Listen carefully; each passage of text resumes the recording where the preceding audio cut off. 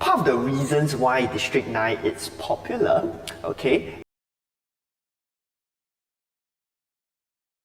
we first start off with District 9, right? An overview of District 9 and what constitutes District 9, okay?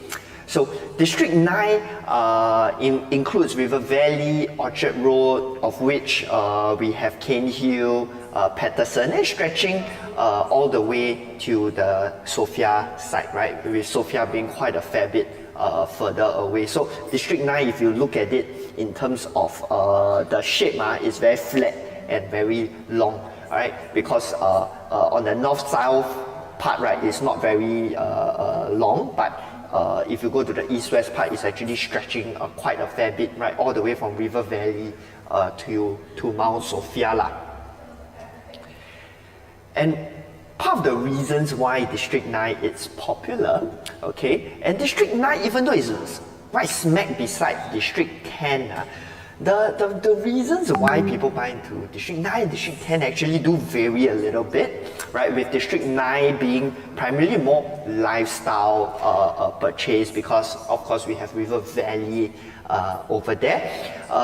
District 9 also, it's traditionally a little bit more investment-centric, because it's also near to Orchard Road and also in River Valley, with where it's extremely popular with expats lah. And another thing would be also traditionally that when the foreigners first come into Singapore, they will do start with District 9, and later on you will also notice the percentage mix of Singaporeans and foreigners being quite different in District 9 as compared to District 10, right? Of course then, but there's still the the prestige factor, considering that it is after all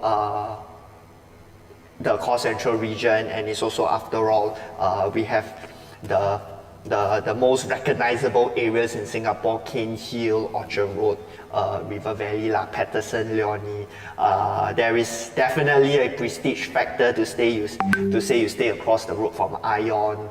You stay right behind Takashimaya.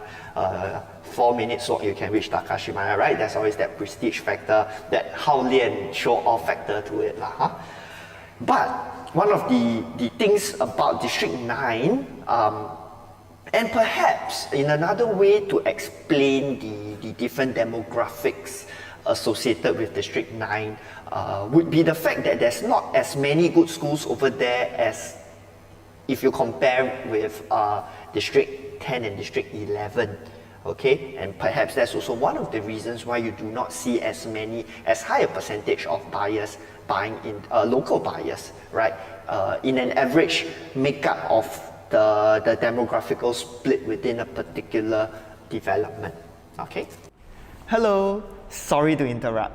We'd like to take the opportunity to thank you for watching the video, and also to share why we do what we do, is to empower consumers with hard facts and figures, quality research, and real-life examples to allow them to make the most informed property decisions. So if you found our videos useful, the only thing we ask for is for you to smash that like and subscribe button so that the YouTube algorithm can push out our videos to more consumers. Thank you, and back to the video. And now let's analyze the price trends within District 9, okay? And so we have the new launch price trends in orange and the resale price trends in blue. And the figures, in the growth rate figures, right, in the last 5 years, with new launch prices moving up 37%, resale prices moving up 17% on average. Okay, pretty decent. But one thing you do note over here, one thing that has come to my attention when I look at this would be if you look at the other districts in the recent times, you would see that the resale, and if you look at later on I will share with you a little bit, if you look at District 10 and District 11, you do see resale following the new launch trajectory upwards a little bit, but it's something that we do not quite see over in District 9. Okay, so perhaps later on we will talk about some of the reasons, right?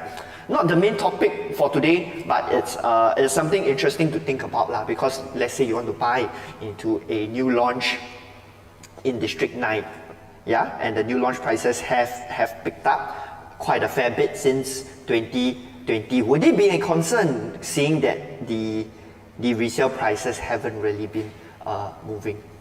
Okay, next up. Okay, so now if we do stretch it out over a 10-year period, okay, then you would see the resale and the new launch price trends not really moving hand in hand, a little bit more obvious lah, right? You do also notice that the growth over here, it's 18% for the resale and 9% for the new launch. Okay, so now this is an interesting one, the 9% for the new launches. Why is it so, right? Very, very interesting, because for most of the other areas, the new most of the time will beat up the resale lah, right? The new will definitely beat up the resale. But why? Because you see at the pre-cooling measures period, right? District 9 was the hottest area, hottest district in Singapore already, and we have had a lot of launches over there. Most recently, right, I chanced upon Scott's, the Scott's Tower. We've always knew the Scott's Tower as being this super expensive, ultra lux, ultra premium development. But it didn't occur to me how crazy the prices were over there when the buyers bought in 2013. I'm not sure if anybody is in the chat, but you want to make a guess how much a 1+ study, how much somebody bought a 1+ study in the Scott's Tower in 2013? I got a shock when I saw it, right? It was $3 million. $3 million, 99-year leasehold, 1+ study, walking distance to Google Park. I also not say very walking distance, 5 minutes walking distance to Google Park.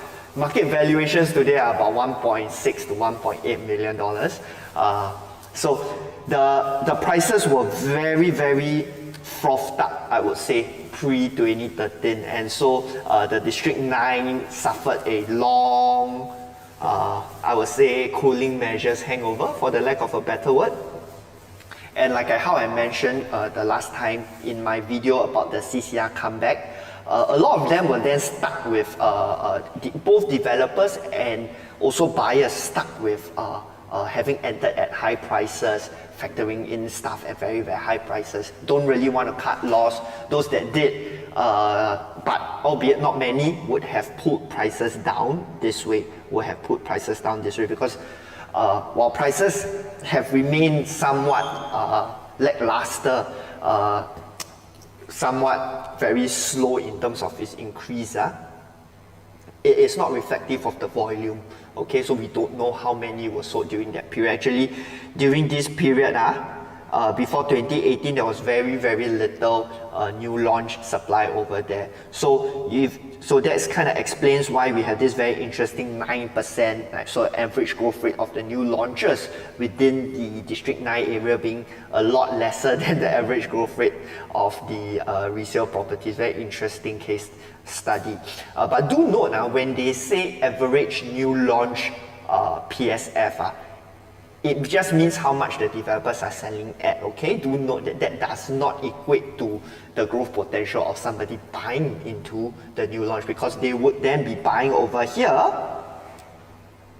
and selling here, because when they sell, they are classified under a resale transaction already. Alright? Moving on, trying not to be too draggy. District 9 area, it's a sleepy area that not many of us do consider, but if you do have the budget, do go and take a look at Paterson and the Leonie area. I was very surprised the other day. I just went to scroll around. One of the viewers and listeners, actually they are our clients now, they actually did send me this listing. I think it's a freehold development in Paterson. PSF is 2004, thereabouts, freehold, 3-bidder.